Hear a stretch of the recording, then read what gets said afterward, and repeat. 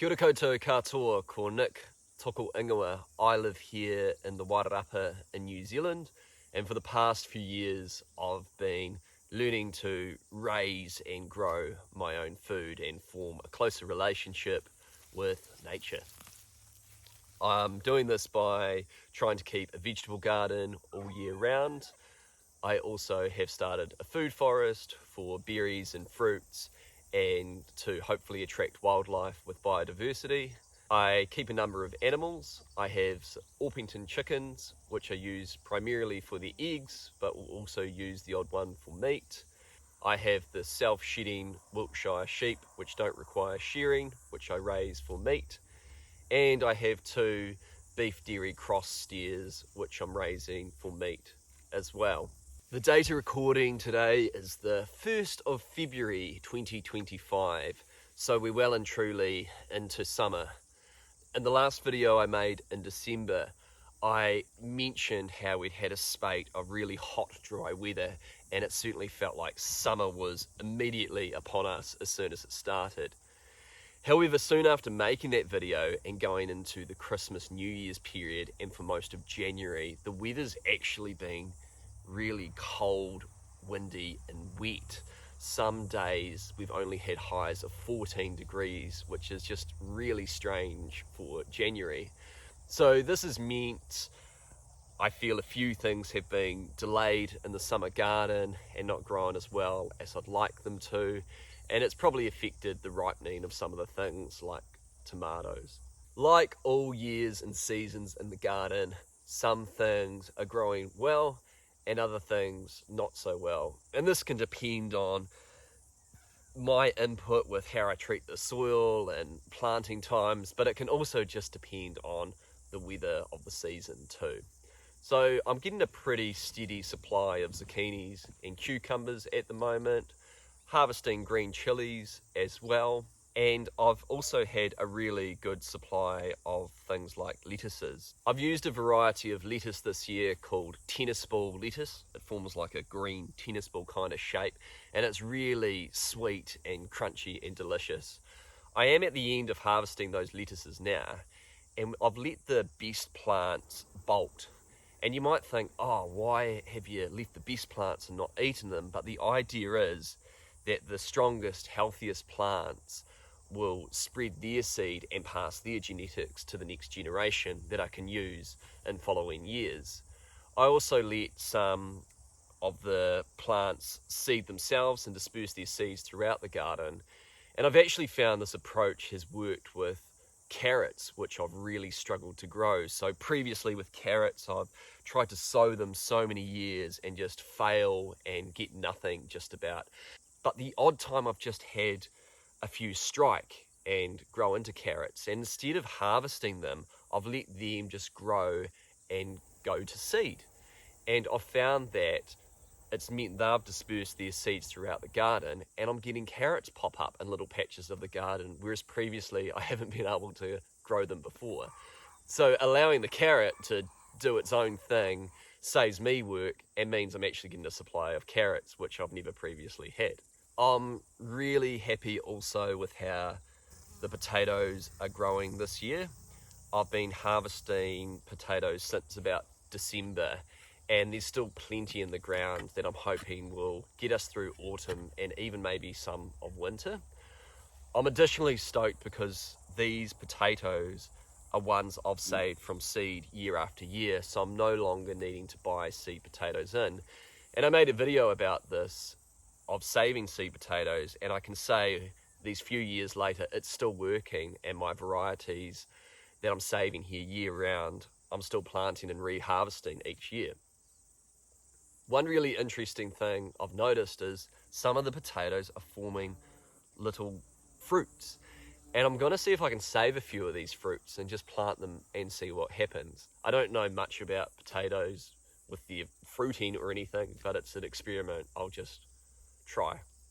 Tomatoes are a classic summer harvest, and I'm finally getting some ripe tomatoes coming through and just starting to enjoy them now. It's felt like I've had to wait a long time for them because I love summer tomatoes growing from the garden. They haven't maybe grown as vigorously or as well as they have in previous summers, but again, that might be down to the windy, dreary, cold conditions that we've had, which is really unusual for January. But it could also just be things like me not paying enough attention to adequate soil nutrition as well. But I am really trying to add compost where I can and homemade fertilizers as well. I'm also pruning the tomato laterals when I get dry spates of weather. I don't want to do this in the wet because the open wounds could encourage diseases to get into the tomatoes. So I've heard it's best to do it in the morning on a dry, sunny day. And by removing the laterals, it means there's going to be more airflow around the tomato plants, again reducing the risk of disease.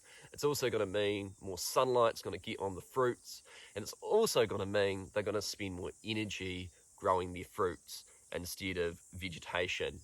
In the past, I've experimented with leaving some tomatoes alone and keeping some tomatoes pruned, and I've probably found pruning does help somewhat. But if you get the right season, you can honestly just let them go and they will still produce fruit with minimal effort. I'd love this year to get enough tomatoes to bottle passata so we can use it over those cold winter months like I did a few years ago. But to be fair, my son eats them as fast as they're ripe at the moment, and I can't complain and be unhappy with that because my toddler's eating vegetables, so that's great. And I know it's good quality kai that comes from nutrient-dense soil and therefore is nutrient-dense food for him. The yams this year in the garden are also looking really good. Their vegetation almost looks like clover, but does look quite different. And it's really thick and lush at the moment. And so I'll harvest them after the first frost, and I'm pretty hopeful that there should be a pretty decent yam harvest. Now, as I mentioned, there are some things that aren't doing quite as well in the mara this year, and one of those things are melons. I just haven't been able to grow melons well. A few have died, but I've got a couple that have survived and looking like they've got green growth. I've noticed that on the leaves there are some blemishes and discoloration, which might signal a nutrient deficiency. If anyone knows what I'm doing wrong with melons, please let me know so I can remedy it. I'd love to have my son eat like a watermelon or a honeydew that's been grown from the property. But I wonder too if it has been due to these just cold conditions, and maybe in future I might try and plant the melons out later. The other thing that's not going so well are eggplants. They just aren't taking off and growing, and again I could blame the weather conditions, but on the other hand I wonder if there's some sort of nutrient deficiency or I haven't been treating them quite right. Or maybe I needed to plant them later or start them later. I don't know. It's all a learning curve. It's the wonderful part of gardening. I got a few little eggplants last year and I had those ones in the greenhouse. I like to try and grow things outside of the glass house, but maybe this is just a plant that requires it. A lot of my capsicum plants also haven't done well. I'm trialing a new heirloom variety. I've got probably about 2 plants though that are looking okay and forming a few small fruits. But like last year, I got plants to about that size, and while I did get the odd capsicum, the plants never really took off and produced as I'd hoped they would. So again, got to do some more research into capsicums and learn how to grow them a bit better too. Pumpkins are another plant that are going okay, but they're not potentially fruiting as soon or as well as I'd like them to. Historically, pumpkins have grown pretty easily, and I've planted them in a few patches around the property. Funnily enough, like always, the pumpkin plant that's doing the best is the one that's just sprouted out of the compost. I always find this, that the seeds I meticulously plan and plant tend to be the ones that do the worst, and the ones just that randomly pop up are the ones that tend to do the best. So again, it's an example of sometimes if I just let nature do things the way it wants to do it, it saves me a lot of energy and actually means I get a better outcome anyway. With all the surplus of cucumbers, I've found I've accidentally grown a lot of the pickle sort or gherkin sort of cucumber variety, And while these are fine edible, I sometimes find the skin on them is a little bit tough, or it gives me a little bit of a funny texture in my mouth. So what I'm trying to do is pickle the gherkins so I can have them preserved over the year as well. Preserving something I'm really wanting to gradually increase my knowledge and skill with. At the moment, I follow the permaculture book called The Abundant Garden. I'm finding that recipe's working the best, and off memory I think it's per 1 cup of unchlorinated water, use 1.5 teaspoons of non-iodized salt and 1/4 cup of vinegar with it. And then I try and add wild dill flowers that I can find growing alongside a few black peppercorns and mustard seeds. And the first batch has been ready, and while it doesn't have the crunch I'd quite like, the flavour's actually pretty good. Maybe a little on the vinegary side, but it's quite cool because this is a recipe I can just adjust and play around with because I've got a really huge abundance of gherkins this year. Another seasonal task I've been doing is preparing for the winter garden. And I know that seems strange when we're meant to be in the height of summer, but the winter seedlings and vegetables are going to need these warm, long sunlight hours to really establish themselves in the garden. So I'm starting on my classic vegetables like my brassicas, like cabbages and broccoli. At the moment I've planted bok choy in amongst the brassicas, and that should be hopefully ready sooner than the brassicas are. And what I'm doing is really trying to pour as much attention into the soil as possible by just using the last of my compost, even though I want to hold on to it and hoard it, using as much as possible to set them off for a really good start. What is of crucial importance with setting out my winter seedlings, and especially brassicas, is making sure I've put netting over them to protect them from white butterfly. It's kind of funny, as soon as the white butterflies start appearing in the garden, it's kind of a signal, okay, now it's time to plant the winter brassicas out. But they are the very thing that will absolutely decimate them. A few eggs can turn into caterpillars in a matter of days, and suddenly you've lost your entire winter crop. I say this every time with the food forest, but as each season passes, it just grows and evolves into itself. It's so cool and exciting to see, and that's where I'm sitting right now. I've got a tree lucerne plant here, which is a nitrogen fixer. So on its roots, it's got nodules of nitrogen fixing bacteria, so that helps add that nutrient to the soil.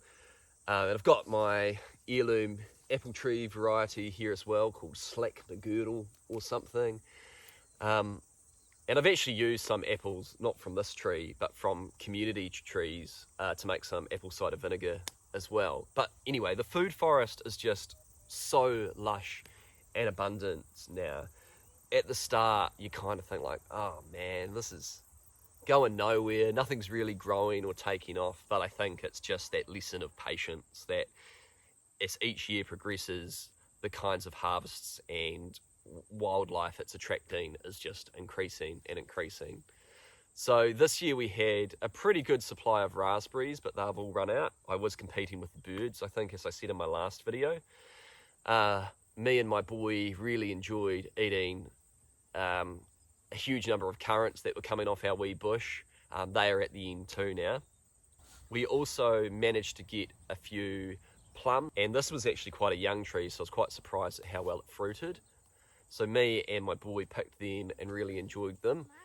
Again, we were fighting with the blackbirds and the thrushes because they tend to get to a lot of them as soon as they show signs of being ripe.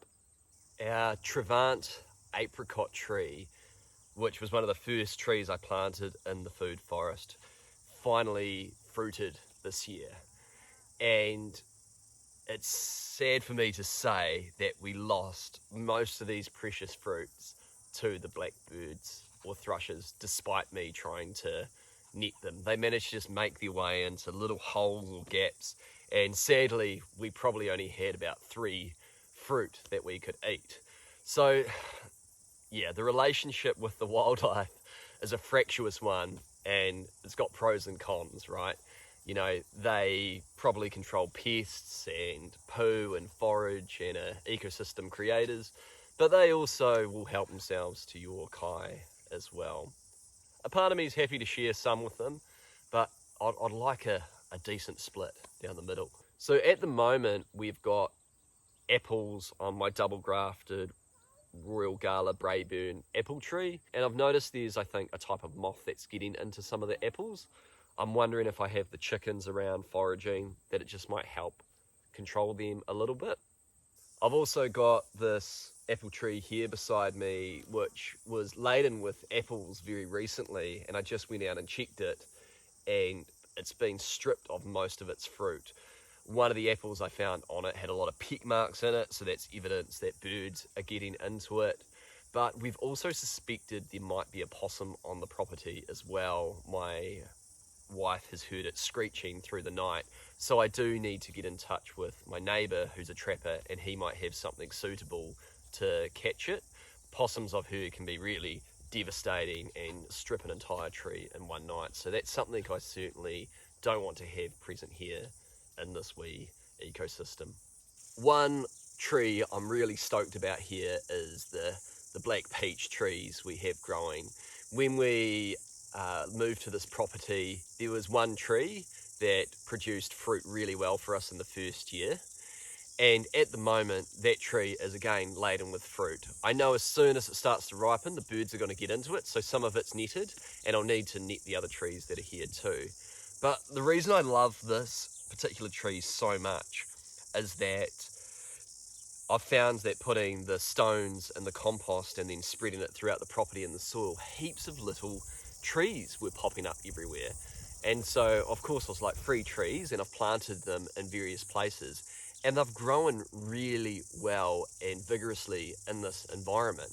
And some of the trees that are probably only 2 or 3 years old are already taller than me and have a really decent amount of fruit on them. So it makes me happy. I think kind of the black peach tree is a signature Braidwood farm tree because it tends to grow really well in this particular niche. I'm really looking forward to biting into that juicy, dark purpley stained juice and flesh and enjoying that with my son. One thing I'm also really loving about the food forest and garden are all the herbs that I have growing throughout it. So I've got like chamomile, rosemary, bee balm, sage, lavender, calendula, and a number of others I'm probably not thinking of. But it's just so great to have them growing in the garden.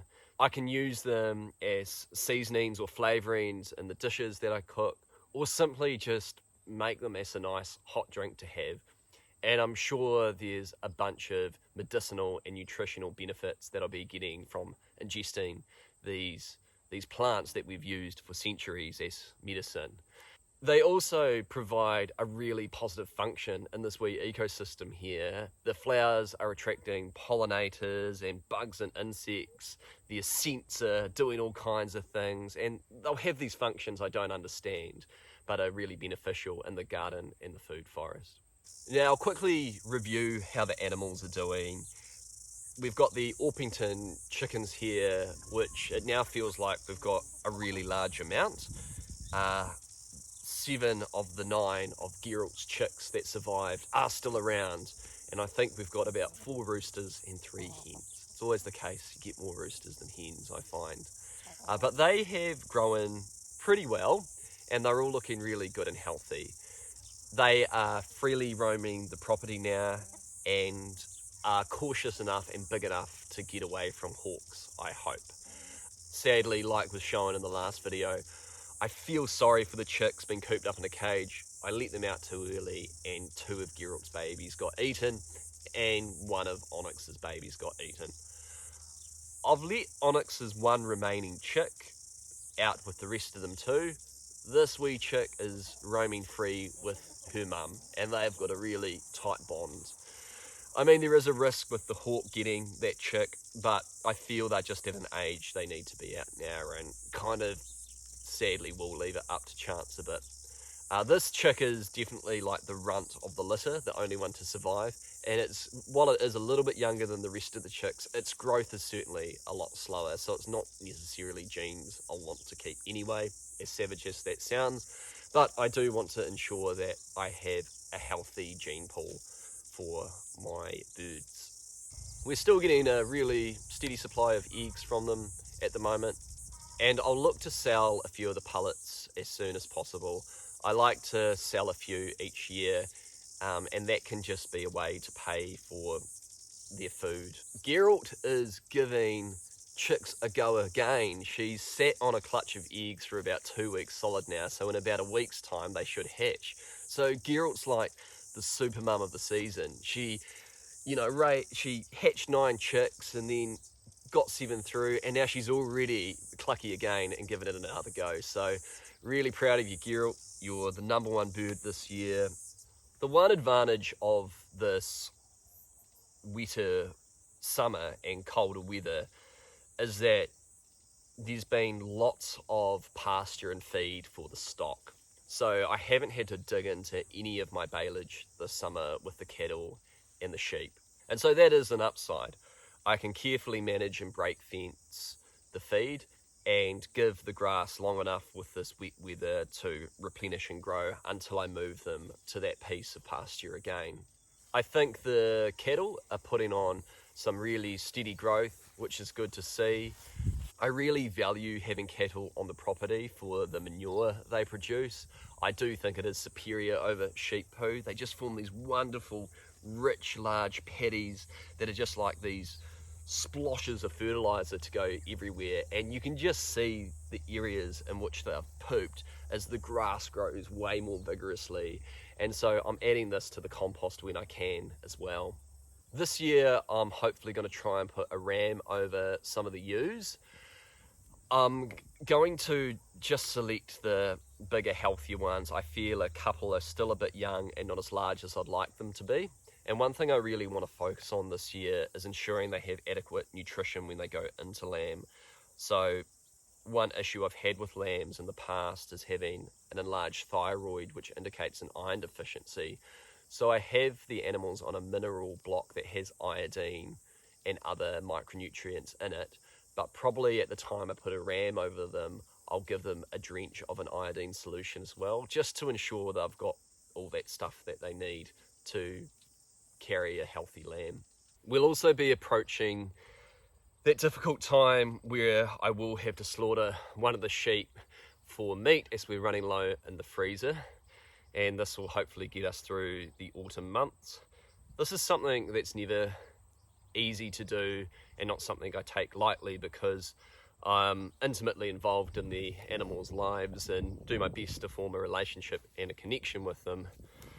But it is the reality of why they're here. You know, they are here for meat consumption for us, and it puts more weight on that life and death relationship and adds to the gratitude when you're eating something that you've raised. It's special to think that, you know, my life is being sustained by another animal having to die. And while that sounds morbid, it actually reminds me to value life, because if something has to die in order for me to be here on this earth, I should try and appreciate what I have as much as possible. Well, I think that about sums up what's going on in the midst of summer here in Braidwood. It's been an unusual summer. I feel like I say that every year, but in the fact that it's been quite cold and wet so far. Funnily enough, I think it's just starting to rain again now, so it's probably a good time to stop. But we are forecast to have some hotter weather ahead. I hope you all are able to get glimpses of summer weather and do those quintessential activities like go to the waterhole and spend some time outside. But as you can see, it's raining now, but at least we don't have to water the garden, right? If you've made it this far, thank you very much for watching. Ka kite anō.